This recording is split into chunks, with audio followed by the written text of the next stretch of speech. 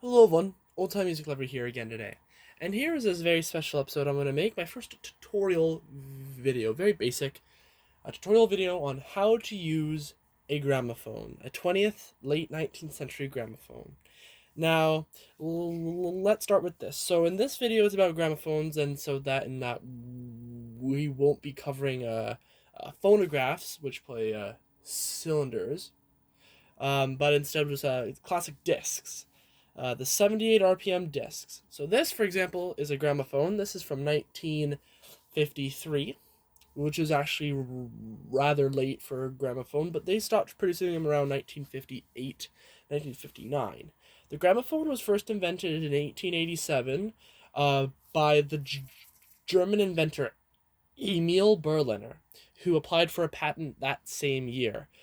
And through the 1890s, you would have also wax cylinders competing alongside discs. It wasn't until around 1901 when the Victor talking machine invented the single-sided 10-inch 78, and that's kind of when they started gramophones started to become superior, especially in 1910 when the double-sided disc came around.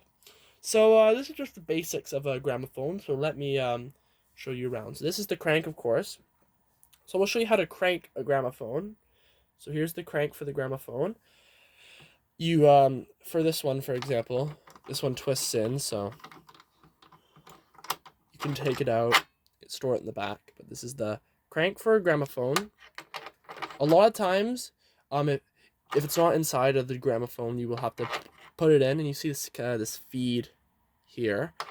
Just slot it in until it feels kind of right, and then turn it clockwise until it kind of feels like you're actually starting to wind the spring, and you wind up the gramophone until it cannot wind anymore. So you'll kind of feel when the gramophone can't wind anymore. You'll feel it kind of just stop, or like it'll be really tough to kind of crank past it. So let me just wind this to a full wind so I can demonstrate kind of when it stops. So you see here when it's not full, but how it just kind of like, I can just push it with my thumb, right?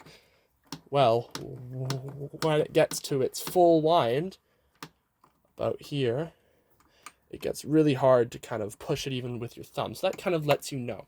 That means it's at full wind. So a lot of gramophones will have a speed selector. This one quite nicely has a speed selector here that says 78, and then it says fast on one side and slow on the other. So you put it right on the center of 78, but depending on the type of disc that you're playing, it could vary in speed. I find around prior to the First World War time period, a lot of 78s tend to spin a little bit slower than 78, maybe 69 or about 77 RPM around there, or 76. But then of course there's 78s from the 1890s that spin very slow. So we would have to turn this dial here. So there it goes. I like to put it right there. Sounds relatively fine to me. And now we'll talk about the other things about a gramophone.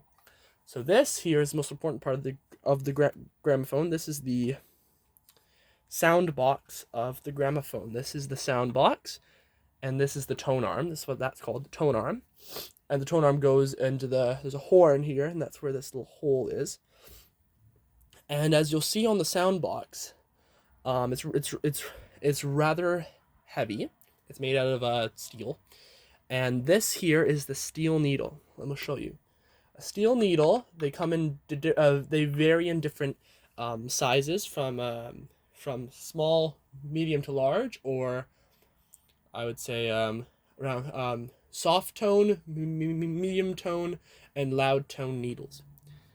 This is the steel needle. Let me focus on that for you. Oh, come on. You can see that. That's relatively steel needle. This one here I have is a medium tone. That's kind of the only one that you should be buying if you want to buy steel needles. Unless you do want a quieter tone or a louder tone, depending on the type of gramophone you have.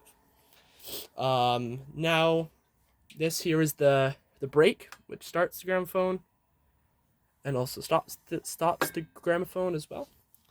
And now we'll get to the types of 78s that you can play on a disc gramophone. Oh, and quickly, one more thing.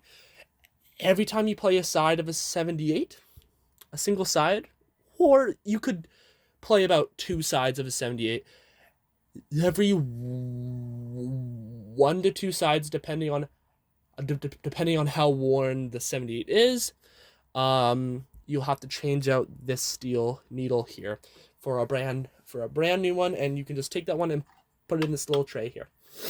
And so now we'll get to the types of 78s that you can play on a normal gramophone like this.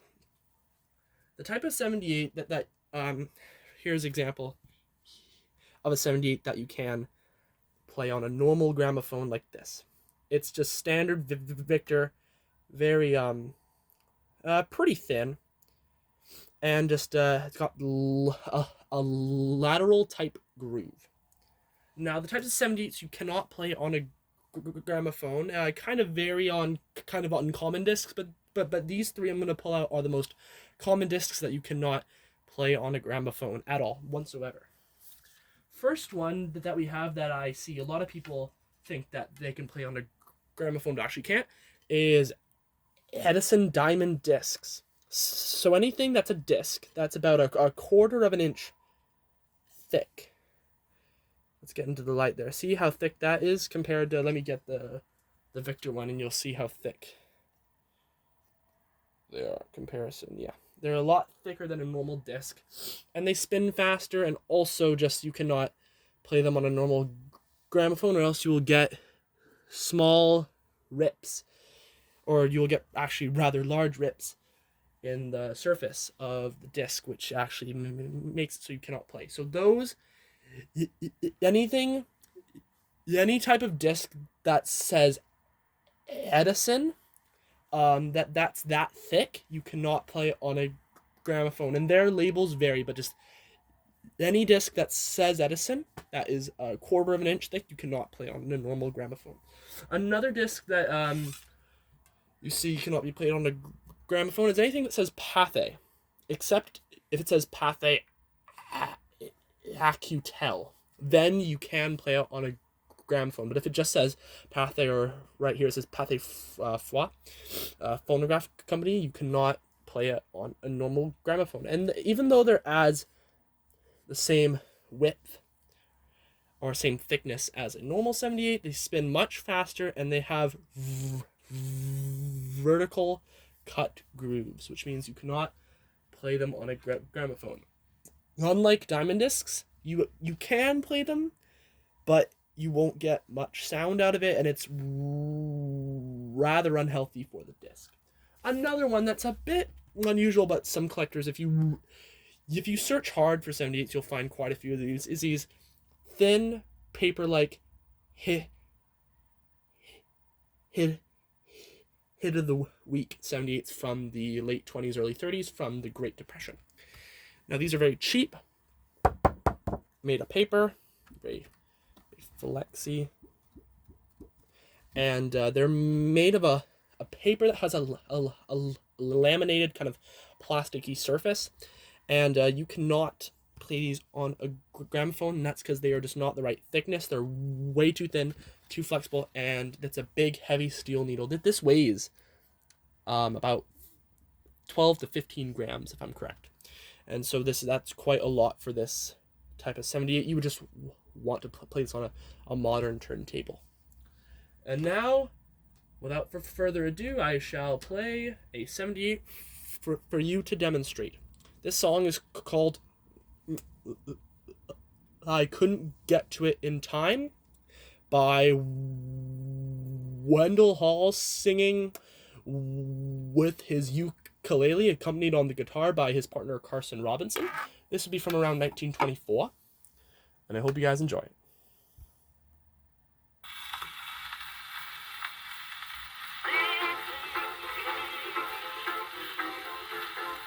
feel blue through and through. Now here's the reason why I hesitate, sit and wait. When it's too late, I cry. Oh, I couldn't get to it, couldn't get to it, couldn't get to it in time.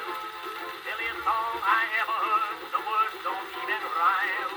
Tune's all wrong, half left out, tried to find what it's all about, but I couldn't get to it, couldn't get to it, couldn't get to it in time. Oh, couldn't get to it, couldn't get to it, couldn't get to it in time. I called on my honey, the clock was striking 9. Asked for a kiss, she said no, she told me right where to go, but I couldn't get to it, couldn't get to it, couldn't get to it in time. Couldn't get to it, couldn't get to it in time. I met a lady salesman, her line was same as mine. She sold salt, she was blue, I couldn't take her, I was salt seller too. Couldn't get to it, couldn't get to it, couldn't get to it in time.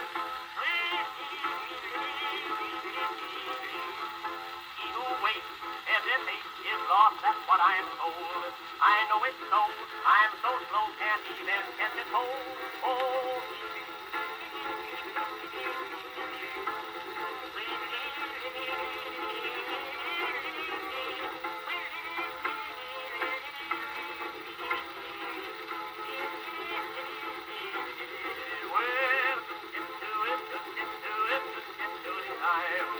I'm in jail for 3 years, my pal is in for 9.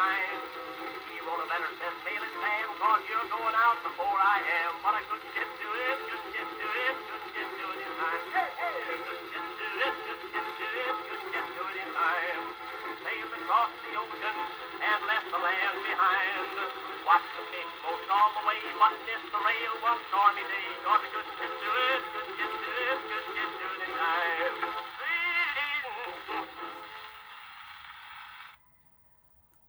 Hope you guys enjoyed that little song by Mr. Wendell Hall, accompanied by Carson Robinson, from 1924. And that is my video about the basics of a gramophone. And because I played one side, I will, and it's because it's a rather dusty 78, I will take the needle, put it in the tray, and then I will swap it out for a brand new one later. And as you can see, it's got this little knob which you just turn to so you can slide in the needle. Hope you guys enjoyed that, and have a great day, everyone. Bye bye.